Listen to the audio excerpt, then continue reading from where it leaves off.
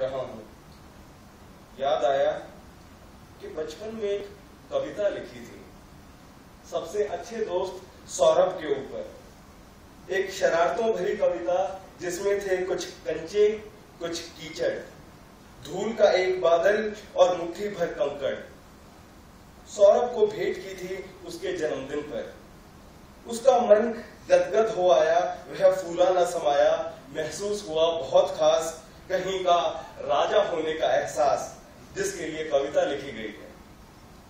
फिर एक दिन माँ ने मेरी मनपसंद ब्रेड वाली गुलाब जामुन बनाई थी।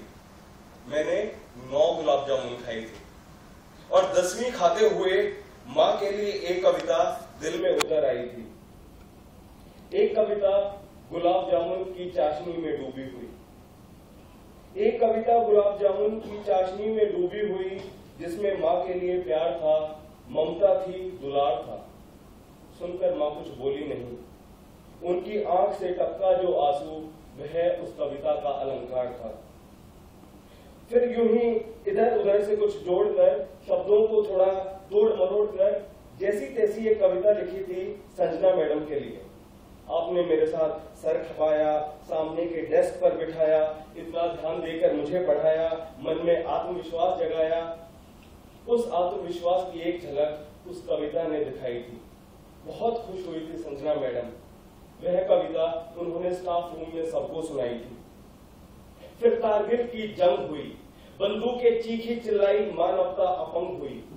बहुत से पाकिस्तानी मरे, कितने ही हिंदुस्तानी शहीद हुए। मरने वाले और शहीदों की घर गलियां प्रलाप में रोती बिलखती थी। अनाथ बच्चों की सिसकियां और विधवाएं शोक ग्रसित थी। माताएं कुंठित थी। उनका रंज, उनकी यातना उस कविता में प्रस्फुटित थी, जो कविता मैंने तब लिखी थी। मुझे नेताओं पर बहुत गुस्सा आया था। उस कविता में था शौर्य का बखान भी, शिखर पर होने वाली विजय ध्वनि। फिर अगली पंक्तियों में गूंज उठी शमशान के चील कौवों की प्रतिध्वनि। फिर गुजरात में दंगे हुए, अखबार में एक फोटो छपी, एक रोते बिलखते, जान की भीख मांगते, हाथ जोड़ते आदमी की। उस आदमी की आंखों में मैंने मौत का डर देखा था। तब मैंने धर्म पर एक कविता लिखी थी। उस कविता में जिंदगी की छटपटाहट थी, मौत की मुस्कुराहट थी। उसमें कराहे थी, कहर था, वीरानी का आलम, खून से सना खंजर था। रक्त की पुनरुक्ति थी, हवा में एक डर था, और जिसे ढूंढते थे लोग मंदिर मस्जिदों में, दंगों में उसके मारे जाने का जिक्र था। फिर मैं कॉलेज गया, एक परिजात से हो गया प्यार। मेरी नींदें उसकी आंखों ने चुरा ली, मुस्कान ने छीन लिया दिल का करार। तब बेकरारी की एक कविता मैंने उस लड़की के लिए लिखी थी।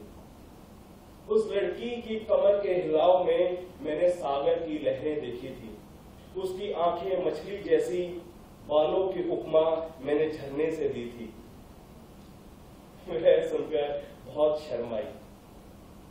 सुबह के सूरज की लाली उसके गालों पर उभर आई। फिर जैसा होता है वैसा हुआ, दिल टूटना था, टूट गया। आशिक की मायूसी एक गजल में बदल गई। गजल के मतले में थी ठंडी आह, मक्ते में थी रात की कराह। फिर वो दौर भी गुजरा और जिंदगी में एक राह दिखी।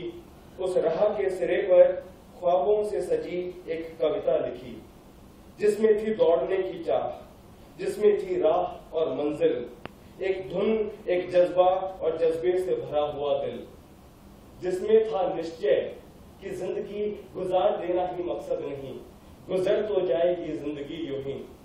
कभी इश्क का गम, कभी गम रोजगार का, अरे जीने को चाहिए कुछ और भी।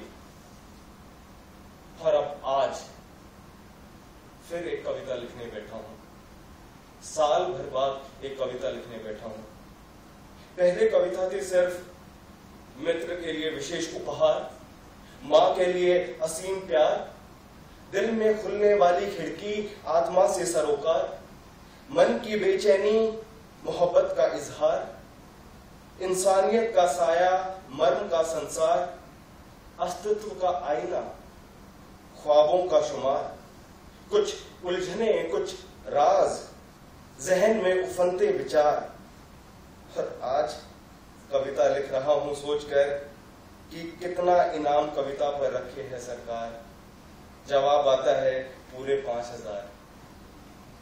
नकद मिलेगा, माननीय मंत्री के साथ फोटो खींचेगा, शायद अखबार में भी छपेगा। कविता का मूल कितना बढ़ गया है, जाने कविता कहीं खो गई है या मैं कहीं खो गया। धन्यवाद दोस्तों।